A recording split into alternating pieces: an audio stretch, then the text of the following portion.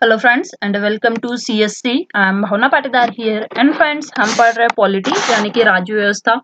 उसी सीरीज में हम देख रहे थे नागरिकता संबंधित जो भी प्रावधान है, जो भी इम्पोर्टेंट आर्टिकल्स हैं, वो हमने कवर किए थे इसके पहले के वीडियोस में। तो आपने अगर वह वीडियोस अभी तक नहीं देखे हैं तो प्ले लिस्ट में जाकर जरूर देखें। ठीक है, उसके साथ में आज हम कवर करेंगे भारतीय नागरिकता अधिनियम 1955 के अंतर्गत किस प्रकार से भारत की नागरिकता प्राप्त की जा सकती है, क्या प्रोसीजर्स है, क्या प्रक्रियाएं हैं, ठीक है, और कैसे भारत की नागरिकता समाप्त होती है। ठीक है, इस संबंध में सारी चीजें आज हम इस वीडियो में जानेंगे। ठीक है, उसके पहले आप इस वीडियो को लाइक, शेयर और सब्सक्राइब करना ना भूले सीएससी को। ठीक है, तो आइए शुरू करते हैं आज का हमारा वीडियो।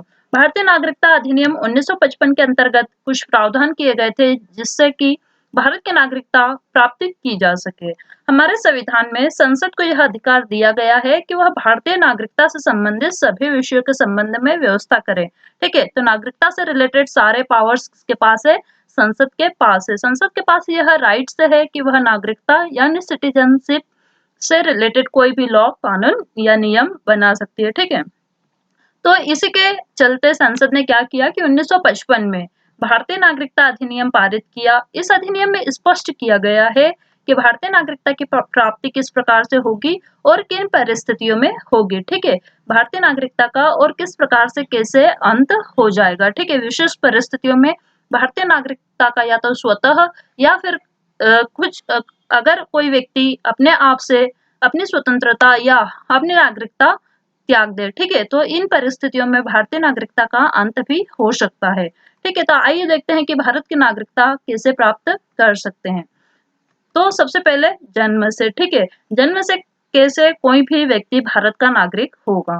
प्रत्येक व्यक्ति जिसका जन्म संविधान लागू होने अर्थात 26 जनवरी 1950 को या उसके पश्चात, ध्यान रखिए 26 जनवरी 1950 को या उसके पश्चात भारत में हुआ हो, वह जन्म से भारत का नागरिक होगा। ठीक है, लेकिन कुछ अपवाद भी होते हैं, जैसे अगर कोई फॉरेन एम्बेसडर्स हैं जो भारत में काम कर रहे हैं, ठीक है, अगर उनके बच्चे होते हैं भारत में तो वह भारत के नागरिक नहीं माने जाएंगे। दूसरा, शत्रु विदेशियों के बच्चे जो शत्रु विदेशी भारत में रह रहे हैं, अगर कानून या विधि के अंतर्गत जेल में है, अगर उनके बच्चे होते हैं तो वह भी भारत के नागरिक नहीं माने जाएंगे। आप यह नहीं कह सकते कि राजनयिक और शत्रु विदेशियों के बच्चे भी भारत के नागरिक होंगे, नहीं, यह ऐसे कुछ अपवाद है। लेकिन इसके अलावा सभी जो भारत में जन्म लेते हैं कब? 26 जनवरी 1950 को या फिर उसके पश्चात, तो वह क्या माने जाएंगे? भारत के नागरिक माने जाएंगे। यह होता है कि जन्म से कैसे नागरिकता की प्राप्ति होती है। फिर जन्म से तो नागरिकता की प्राप्ति हो गई, ठीक है, इसके बाद में कैसे?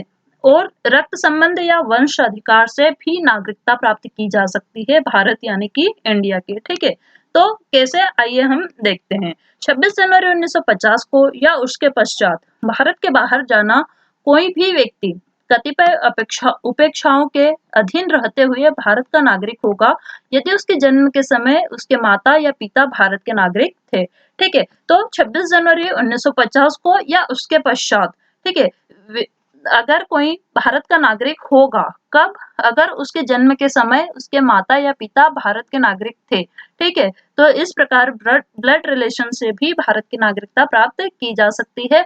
शर्त है कि माता या पिता में से भारतीय नागरिक होना चाहिए। ठीक है, तो वह जो बच्चा है जिसका बर्थ होता है वह भारत का नागरिक होगा। थर्ड है पंजीकरण द्वारा। ठीक है, पंजीकरण यानी कि रजिस्ट्रेशन के द्वारा कैसे भारत की नागरिकता प्राप्त की जा सकती है। पहला था जन्म से, दूसरा हमने देखा रक्त संबंध से कैसे कोई भारत का नागरिक होगा। थर्ड है बाय पंजीकरण और रजिस्ट्रेशन। ठीक है, आइए देख लेते हैं कि पंजीकरण द्वारा भारत की नागरिकता हम कैसे ले सकते हैं। ऐसे व्यक्ति जो 26 जुलाई 1947 के बाद पाकिस्तान से आए हैं वह उस दशा में भारतीय नागरिक माने जाएंगे जब वह, ठीक है, तो पंजीकरण बाय रजिस्ट्रेशन कौन से नागरिक भारत के नागरिक माने जाएंगे? तो जो 26 जुलाई 1947 के बाद पाकिस्तान से आए हैं, ध्यान रखिएगा, पाकिस्तान से आए हुए वह व्यक्ति भारत का नागरिक माने जाएंगे जो 26 जुलाई 1947 के बाद भारत आए हैं। क्या क्या कंडीशंस है बाय रजिस्ट्रेशन की जो पाकिस्तान से आए हुए व्यक्ति उनके लिए? आवेदन पत्र देकर अपना नाम भारतीय नियुक्ति अधिकारी के पास नागरिकता के रजिस्टर में दर्ज करा ले, ठीक है। तो उनको एक एप्लीकेशन देनी पड़ेगी, ठीक है, और नागरिकता के रजिस्टर में अपना रजिस्ट्रेशन करवाना पड़ेगा। या फिर ऐसे लोगों के लिए शर्त यह होगी कि आवेदन पत्र देने से पूर्व कम से कम 6 माह से भारत में रह रहे हो, ठीक है। यह 26 जुलाई 1947 के पहले भारत में आ चुके हैं। अगर इनको भारत की नागरिकता चाहिए तो इनके लिए क्या शर्त होगी कि वह आवेदन देने के कम से कम 6 माह पहले तक भारत में रह रहे हो, ठीक है, तथा उनका या उनके माता-पिता अथवा दादा-दादी का जन्म कहाँ हुआ हो, अविभाजित भारत में हुआ हो, तो वह व्यक्ति क्या माना जाएगा, भारत का नागरिक। उसे बाय रजिस्ट्रेशन भारत की नागरिकता दी जाएगी। जो 26 जुलाई 1947 के बाद पाकिस्तान से भारत आया हुआ है और आवेदन अगर देता है, और आवेदन देने के पहले क्या कंडीशन है कि कम से कम 6 महीने तक भारत में रहा हो, तथा उसके माता-पिता या फिर दादा-दादी का जन्म कहाँ हुआ हो, अविभाजित भारत में हुआ हो, फिर उस व्यक्ति को भारत की नागरिकता दी जा सकती है। ऐसे भारतीय जो विदेशों में जाकर बस गए हैं, भारतीय दूतावासों में आवेदन पत्र देकर भारतीय नागरिकता प्राप्त कर सकेंगे, ठीक है। तो ऐसे भारतीय जो बाहर फॉरेन कंट्रीज में रह रहे हैं किसी भी कारणवश, तो वह भारतीय नागरिकता प्राप्त कर सकते हैं। कैसे? Bye registration. वह भारतीय दूतावास में एक एप्लीकेशन दे सकते हैं नागरिकता की, और भारत की नागरिकता प्राप्त कर सकते हैं, ठीक है। विदेशी स्त्रियां जिन्होंने भारतीय नागरिकों से विवाह कर लिया हो, आवेदन पत्र देकर भारतीय नागरिकता प्राप्त कर सकेगी। तो रजिस्ट्रेशन में थर्ड कंडीशन या थर्ड पॉइंट क्या है कि जो भी फॉरेन लेडीज है जिन्होंने कि भारतीयों के साथ शादी की हो, ठीक है, और उन्होंने एप्लीकेशन देकर भारतीय नागरिकता वो भी प्राप्त कर सकते हैं बाय रजिस्ट्रेशन, ठीक है। भारतीय नागरिकों के नाबालिग बच्चे, ठीक है, जो भारतीय नागरिक है फॉरेन में रह रहे हैं, अगर उनके बच्चे नाबालिग बच्चे हैं तो वह भी क्या माने जाएंगे, भारत के नागरिक माने जाएंगे। राष्ट्रमंडल देशों के नागरिक यदि वे भारत में ही रहते हो या भारत सरकार की नौकरी कर रहे हो, आवेदन पत्र देकर भारतीय नागरिकता प्राप्त कर सकते हैं। तो राष्ट्रमंडल देश के नागरिक यदि भारत में रह रहे हैं या फिर भारत सरकार की नौकरी कर रहे हैं तो वह भी बाय रजिस्ट्रेशन भारत की नागरिकता प्राप्त कर सकते हैं। कैसे? एप्लीकेशन देकर, ठीक है। तो यह था बाय रजिस्ट्रेशन, कैसे आप भारत की नागरिकता प्राप्त कर सकते हैं, ठीक है। तो अभी तक हमने देख ली है 3, जन्म से, by blood relation, and third registration पंजीकरण द्वारा कैसे भारत की नागरिकता प्राप्त की जा सकती है। इसके बाद में आता है कि देशीयकरण द्वारा। तो देशीयकरण क्या होता है?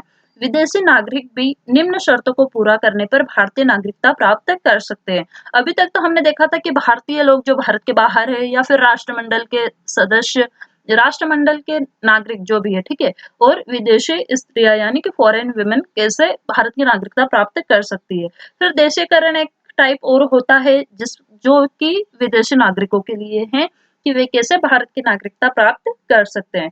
विदेशी नागरिक भी निम्न शर्तों को पूरा करने पर भारतीय नागरिकता प्राप्त कर सकते हैं। और यह क्या-क्या प्रोसीजर है देखते हैं। वह किसी ऐसे देश का नागरिक ना हो जहां भारतीय देशीयकरण द्वारा नागरिक बनने से रोक दिए गए हो।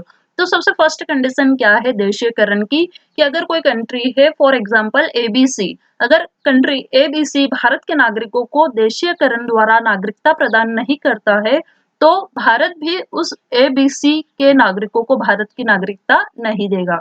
तो अगर आप दे रहे हो तो बदले में भारत भी अपनी नागरिकता देगा, ठीक है।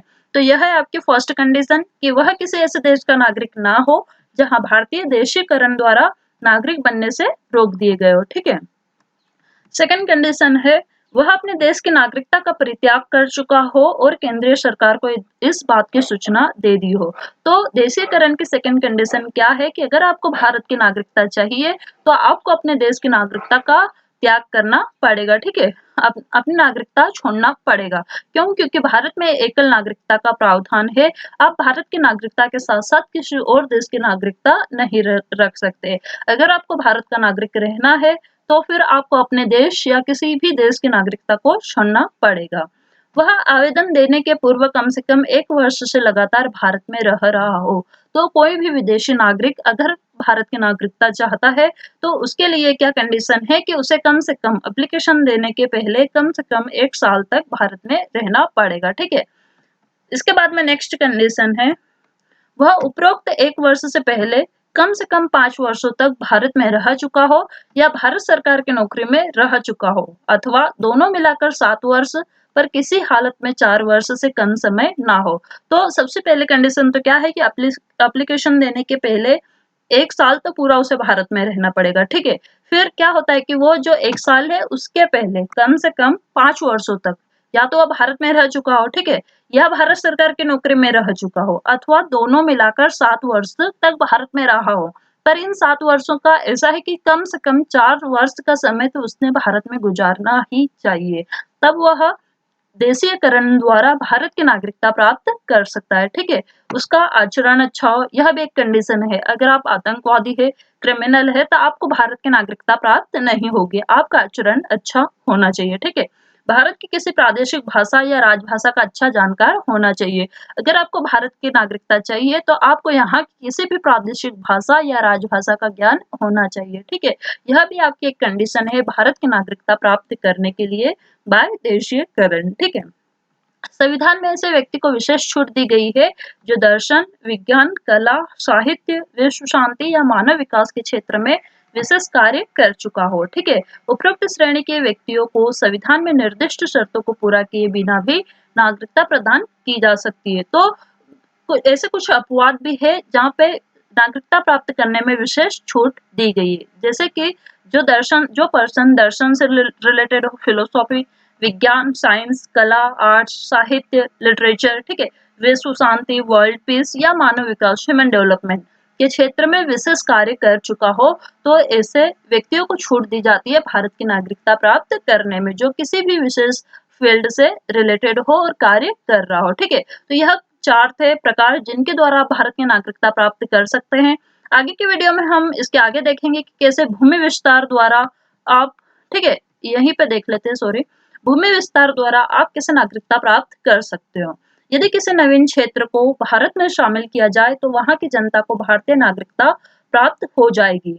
तो भूमि विस्तार के द्वारा कैसे, जैसे कि फॉर एग्जांपल 1961 में गोवा को भारत में शामिल किया गया, ठीक है। तो अगर गोवा एक क्षेत्र है उसे भारत में इंक्लूड किया तो वहां की जनता ऑटोमेटिक भारत की नागरिक हो गए, ठीक है। तो वहां की जनता को ऑटोमेटिक भारत की सिटीजनशिप मिल गई। तो यह होता है कि भूमि विस्तार द्वारा अगर भारत वर्तमान समय में किसी क्षेत्र पर आधिपत्य करता है, ठीक है, अगर कोई क्षेत्र भारत के अंडर आता है तो वहां के नागरिक स्वतः ही भारत के नागरिक कहलाएंगे। तो यह होता है भूमि विस्तार द्वारा नागरिकता प्राप्त करना। अब नागरिकता का अंत किस प्रकार से होता है, क्या क्या कंडीशंस होती है, क्या क्या टर्म्स होते हैं, तो यह देखेंगे हम नेक्स्ट वीडियो में। तब तक के लिए keep visiting CSC and thank you very much.